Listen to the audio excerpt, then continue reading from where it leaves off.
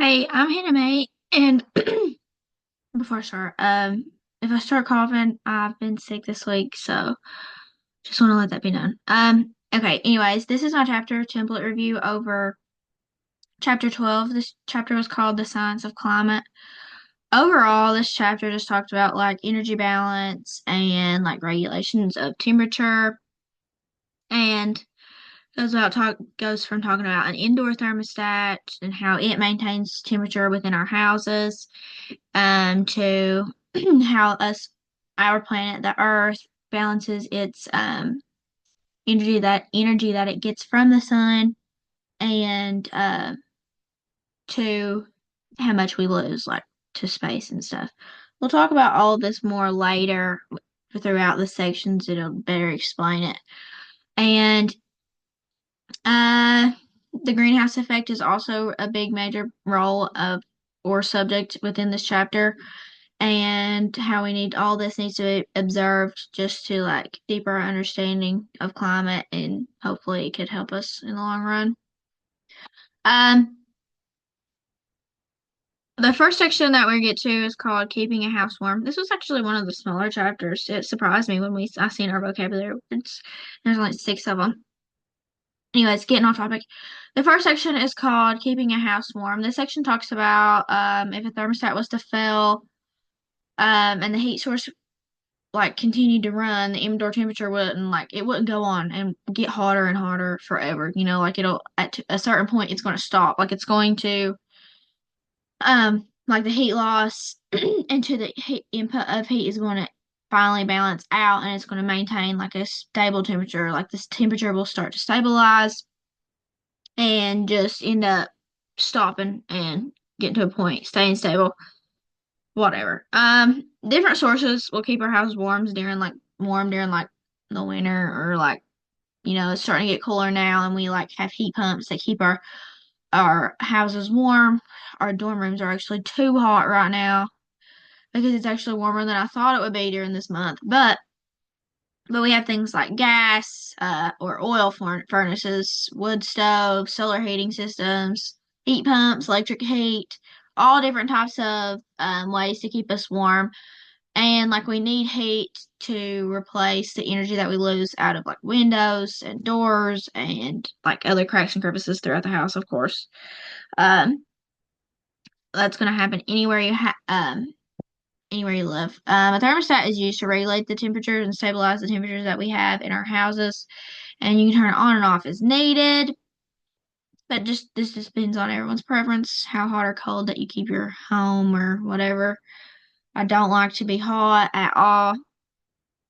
Anyways, the second section that I get to is called Keeping a Planet Warm. A planet maintains like a stable temperature um, by balancing the energy that it receives from its star. So our star is the sun, of course, and then with the energy that you lose from the radiation of space. And of course, this will all change depending on the input or the insulation of the planet. All this can affect its balance and change the temperatures. It's all a big working circle, and it relies on each other, so everything depends on everything. The planets lose its energy to the vacuum of space. And I never knew this was a term about space until this chapter, so that's interesting. Um, and the most simple estimate of a planet's temperature uses the incoming and outgoing radiation, and it has to be equal in order to be balanced. Stefan Boltzmann law is actually used to determine the rate at which an object like radiates energy depending on everything like temperature, area, emittance, like how much it emits, how much energy that it emits. So it's really hurting. This next section is called In the Greenhouse. This one just talks about like the greenhouse effect, like I mentioned at the beginning of the video, and how it traps more energy, and this is what actually warms our surface here on Earth.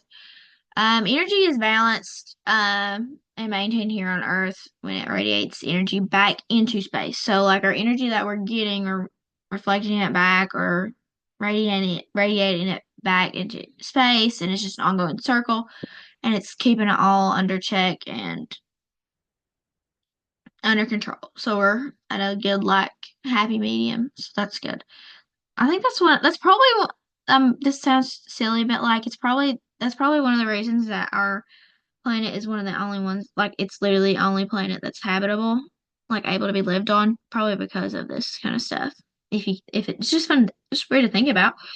But one of the this one equation 12.2, it really just underestimates the average temperature of Earth because it's just completely oversimplified and it does not show the complete structure, like the difficult structure or complex structure of this planet and how it exchanges its energy. Energy is balanced on Earth and it radiates back, like I said, into space.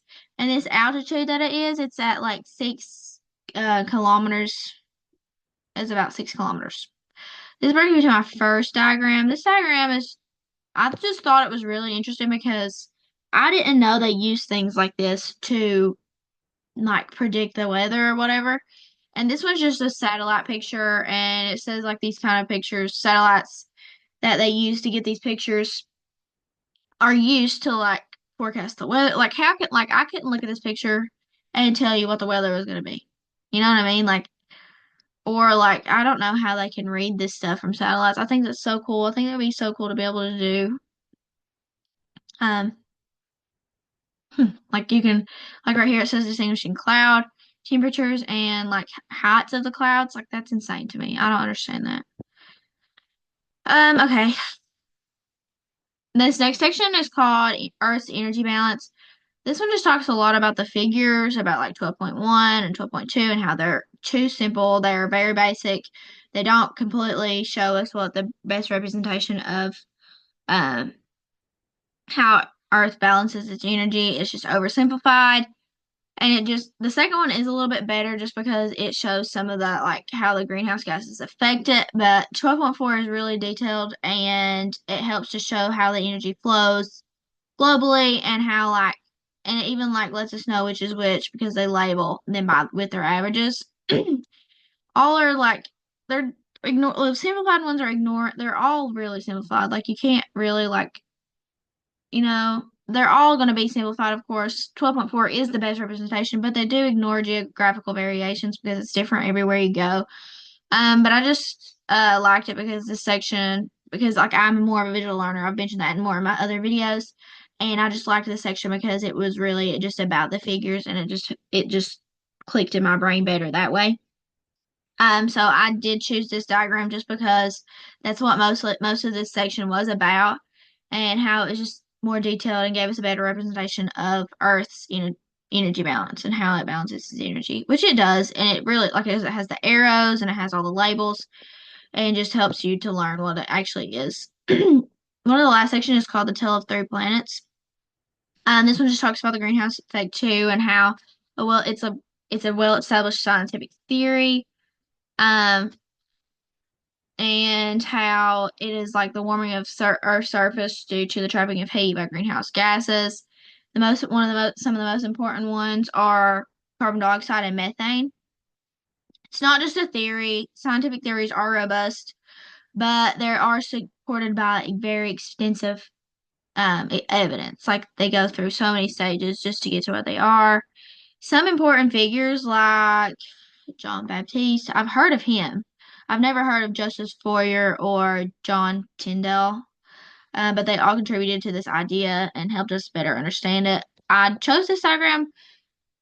Space has always been kind of interesting to me because, like, I remember being in middle school and, like, that's when they first started saying that they didn't call Pluto a planet anymore.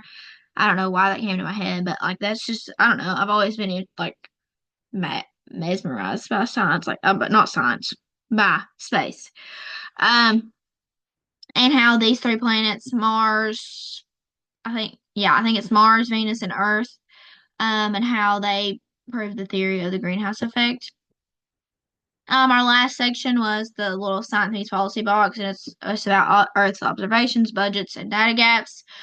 It's just telling us how important spacecraft observations are to understand climate and like issues with the environment.